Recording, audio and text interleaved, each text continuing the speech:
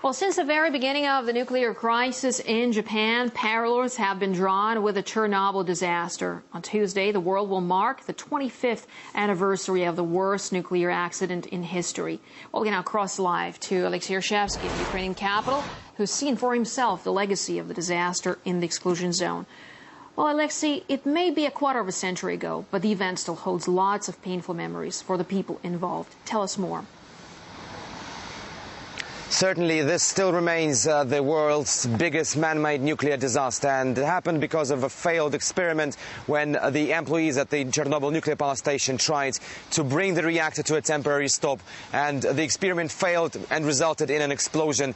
The whole area around the plant, 30-kilometer radius, was contaminated. Some parts of Belarus and everywhere across the European continent, traces of radiation were felt, even reaching the eastern coast of the United States. Now, indeed, this still remains as a historical landmark. Still, some people trying to draw parallels with Fukushima accident nowadays, but many experts agree that the accidents have been completely different, not only in the causes of the disaster, but also in the immediate aftermath, because the levels of radiation which were detected in the Chernobyl area 25 years ago were still much higher than the ones that in Fukushima right now.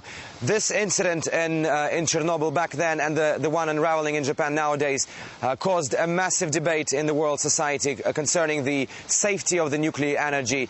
Now the people are debating whether or not the world should stick with the nuclear energy, with most of the experts, including the head of the International Atomic Energy Agency, who was on visit here to Ukraine several days ago, say that there's no alternative to the nuclear energy for now and that the world must use it. Now, Ukraine is marking the 25th anniversary of the Chernobyl blast. We'll be seeing lots of different events, and the one very important sign for Ukraine that the country has managed to persuade several world countries to invest over 500 million euros into building a new sarcophagus which would last for another 100 years and would safeguard the Chernobyl reactor from emitting more radiation to the atmosphere. So indeed, it's 25 years on, but the legacy of Chernobyl clearly lives on, and the Chernobyl story is still making the headlines everywhere across the world.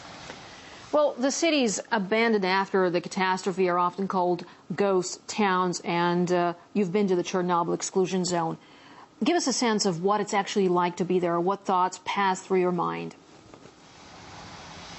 Well, it's absolutely horrifying to be in the exclusion zone. I've been a regular visitor there since, I'd say, 2005.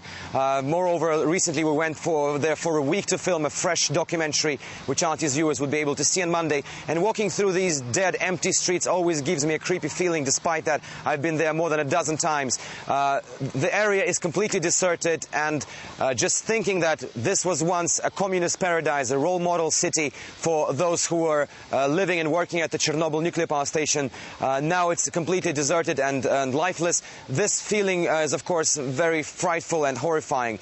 Indeed, this area will never be inhabited again, because the fallout period of many nuclear particles can reach up to 20,000 years. And indeed, just looking at the dead town of Pripyat and the exclusion zone in general, you realize how costly a man's mistake can be. And that is definitely the main purpose of the exclusion zone right now, to remind the world that such mistakes mustn't be made again.